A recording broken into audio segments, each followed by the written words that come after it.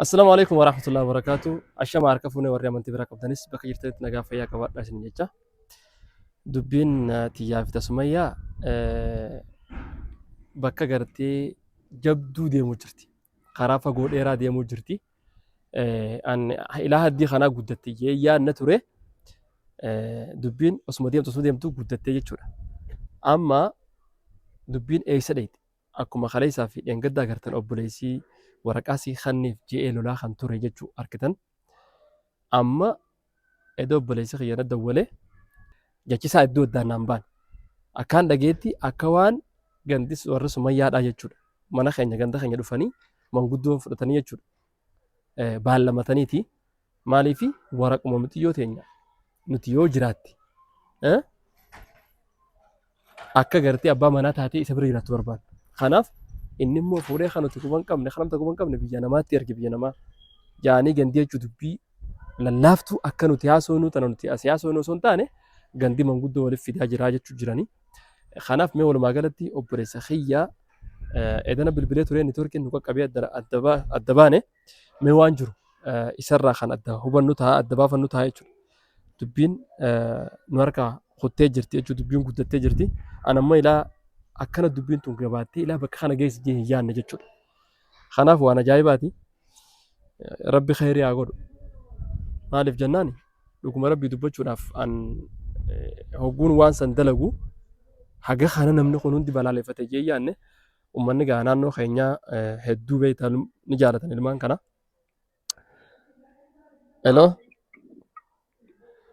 Assalaamu alaikum warahmatullahi wabarakatuh. Alaikum salam warahmatullahi wabarakatuh. Akkam nagaa jirtanii fayyaadha? Kan nagaya warbani. Nagaa gandinis abbaan faanis namuu nagaa. Redoo gaa bilbiltan kaan neetwoorkiif isin hin dhageenye ture ganamaan isin deebise jeetumaan ammallee ganamaatis bakka biraan ture. Amdi namuu nagaa qabanii fayya qaban. Nagaya qaban saboo maaliif jirtaati maaliif sumayyaa ni ergite jaayyoo ergite. Sumayyaa moo? Sumayyaa bar dhiyoo tana carraan tokko dhufeetiin mee anilleen gaa egaan finfinnee tanatti wal baane beeta haalli wanni arkinus biyya guddatte keessa jirraa waan adda addaa arkinaa miti. Silaa duraanuma ganda keenya gaduma sanitti teenye wayyaadha. Waa meeqaa nu dhagahame waa meeqaa agarre akkas ofirraamee jireenyuma kanaa takkamee biyya namaa kana deemnee firaa jirra jennee yaadne san booda immoo isiidhaaf carraan dhufee baasaboora gartee baasee fi kara biyya arabaa kana erge isiin biyya arabaa kana kutte. Akkanumatti uumaa booda waan ergaa wayii galchaadha namni maatiin tokko marii jiraa miti akkanumatti caaluma jetteetu ijoollee biyya adda baastee oltee waanuma feete maateetii horattaati. Kun jechuun amma beekta yeroo ammaan tanaa kaa namni hundinuu jijjiirama biyya arabaa yaaniituma jijjiiramuu jirani garuu isinumatti nama jeetiin beekta yeroo atattamanatti taatee anilleen. Namni kun ilmoo namaa sana gisee fuudhanii fi qofan fuudhee bara waan gurguratanii fi wanta godhanii miti mataa keetii waan murteessitee kanuma gooteetuma mariisiftee ooftee tumurtu wanni kun akkamiin ilaaltee mee waan danda'amu taatee akkanumatti ifumateetiif waa hunda. Ambarka amma dhugaa dubbachuu fi namoota hedduu hayaa'u jirus harkeetumaan kaanii agarraa miti namni yaa'u ka jirus numa jira. Anamma silaa kaa namni biraa ofuu hin qabne anuma tureewi. Amma carraan dhufnaan gaa isiidhaaf dura dhufnaanumaan isii erge kaa ijoollee suutuma jenneetiin ijoollee isin bira fideetumaan anis boodarra deema jeeti. Maatii bajaaftanii. Amata tokkoo fi lama sadii hanga kana kaa daddalaganneet mudachaan enneeti bara. Amma gabaabduu warri maatii dhufaniiti manguddoon dhuftee. Manguddooni? Ilmoo beenya nuti inni kanninee fi namni tokkotti hin kannanga. Jaartiin ta'orraati jechuun beekana fakkaata. Ilmoo beenya barbaannaadha amma. Akkamigaa amma akka kanatti waan ilmoo namaa sana fuudhan wagga fuutee booda immoo ergaa galchaan taanee nama kana ergitee bumateetii mariitii isaan sanitti himtee turteet.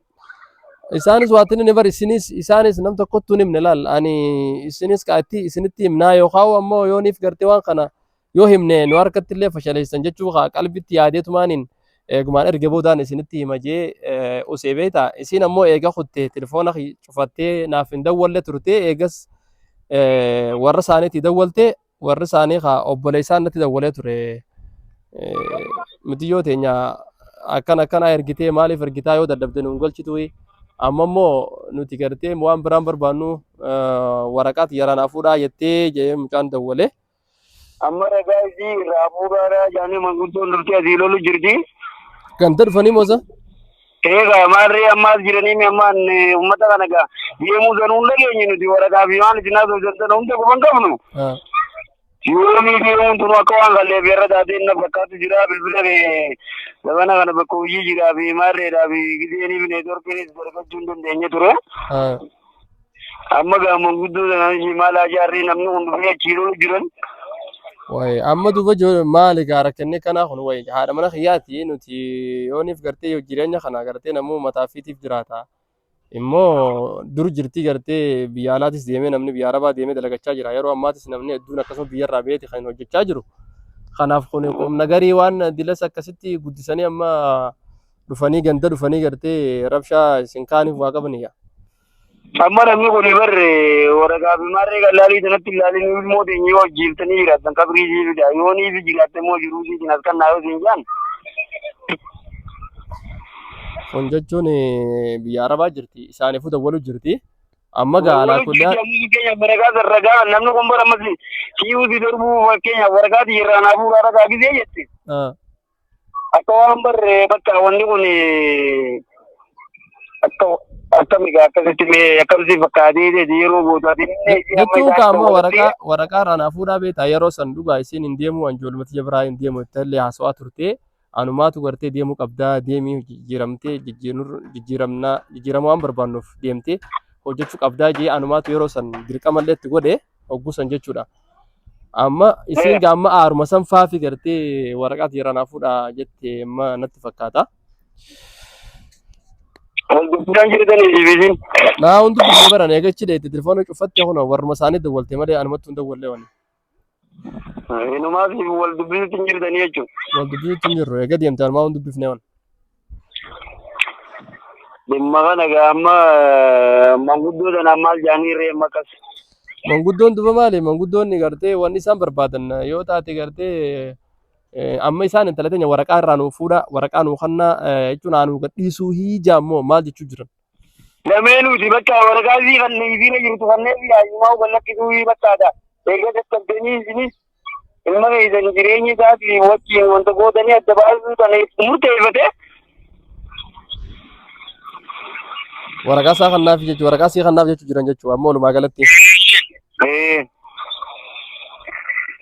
Duba maati mee fakkeenyaaf akka obboleessan irra guddaa tokkotti yaa'u akkamiin ilaaltamee waan kana jechuun gaa jalqaballee garuu siin mari'achuu dhabuudhaaf badiidha siin hin mari'anne ture. Amma mee akkamiin ilaalte dubbii tan akkamiin ilaalte? Kanaaf jaan amma isaanuma kana yeroo isaan dhufanuu innummaan hin turre. Duruu isarraa hin adda baasaa isaan kanaanis biyyan isaan biraa deeme.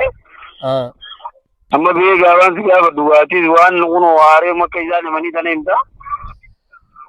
Kanaafuu maantana isaan amma beellamatanii yoo adeeman taate gartee oguu deebi'an yooniif gartee intala teenya kalas waraquma siinuu kanna irraa nuu fuudhaa nuti gartee intala teenya biyya namaa ergee kanaafuu waraqaa sii kannee fi haani kuma raayii huyi miti yoo teenya biyya namaatti ergee jaanii yoo gartee dubbii kan jajjabeessan taate isin kaatas gabbeessaniituma sana booda gartee haadha ilmaaniitii akka kanatti waa addaa bahuun isin taatu garuu immoo isaan hin tolchine akkanatti gartee kanutu quban qabne nu duubaan kanuu hin mari'atin ijoollee waan kana dalayde kanaaf ammaan tana isin tasgabbaa jettaniituma gartee isaan kana tasgabbeessitanii sootumatti gartee gaafa immoo isii keessaa dhufte yoo amma aara qabaattis aara kana gartee hoggaa fixatte booda tarii tasgabbaa'u maltii beeyta. Sana booda waan isin jettus laallee gartee afaan sirraas dhageenye amma gaa warrarra dhaabbannee yookaan waan obboleessinis juu kanarra dhaabbannee ammaan tana yoo waraqaa kana kennineef booda tarii isin sheenoo malti nuti immoo afaan isin hin dhageenye hiikaa warraatiif hiikuu osoo hin taane dubbii tana xiqqoomee afaan isiitis dhageenyeeti kaa yoo immoo isiin gartee isaan dawwalii jiraatti ati waan gootu khalaas isiin dubbisiisaadha isa dubbisutti hin jirtu silaa eega deemte isiin nuti dubbisiisaadha jetteeniiti akkasitti afaan sirraa dhageessanii isiin akkasitti gartee waan san dhugumaan jette taanaan waraqaa jiranaa fuudhaa jettee taanaani khalaas wanni kainaaf jechuudha gus sanarraa wal mari'annaa jechuu gara boodaatti. yaa ta'u yoo baalle maqaa iyyaamantee ni taati nuti isaan mooliin walloleetiin jiraa obar intalatee jenta duraanuu isinii dawwalu jirtu. Gaafa deemtu isaan akkana jettee waliigaltee nu dubbistee kana yaa akkamii kan waliigallee nutti hime. Deemte suna nuti bakka hin beeknu jennee nuti amma silaaf jiraata ta'e nuti waan si goonu nuti nu beekaa'u kan kanaafuu ayye khalaas ammoo waan goonu hin qabu wanni goonu yoo jiraate yoo isaan deebi'anii garteen waraqaa siirraa nuu fuudhii waraquma miti yoo ta'e nyaanu kan nuwaanu yoo waanu gadhiisu yoo kajaan taate woomata keessan qofa adda baasaa afaan sirraa dhagayaa haa dawwalanii isinuma biratti jechuudha. Isiin khalaas waraquma tiyyaa irraa fudhachuu fedhaa isa deebuun barbaadu yoo hajjattu taate wantoota silaa walitti qabnu qabeenya silaa gartee maqaa siitiin jiru san gartee sanis amma ni haasoytan jechuu guyyaa san hoggaa isaan deebi'an ni haasoytanii qabeenyi san yookiin walqixa godhamuu qabaa yookiin ammoo ha maqaa siitiin jiru kuntis karaa maqaa keenyaatti deebi'ee wanni jiru gartee gimmidamee akkasitti waraqaa sii kannuufi taatus egaa afaan siraa dhageenya booda tarkaanfii intis barbaachisu fudhannaa jechuudha. Ayyee khalaas taate nagee jiraadha. Ayyee tolchaafi. Egaan daawwattoota keenya dubbiin guddattee bakka kana geessee jirti. Kanaaf mee haramitti akka dhumtu amma gaabaan lamatti maguddoonis deemte haramitti akka dhuftu kan waliin laallu ta'a khayruma rabbi haa godhu.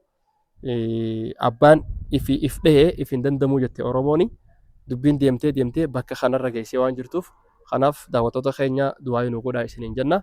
Rabbi khayrii haa godhu wanni carraan nuti qabnu qoftiin sumayyuma qofa rabbiin tasgabbeessee waan kana gartee rabbiin gartee if booda haa deebisu jennee gartee du'aa nu godhaa isiniin jenna. Assalaamu alaikum warahmatullahi wabarakatuh.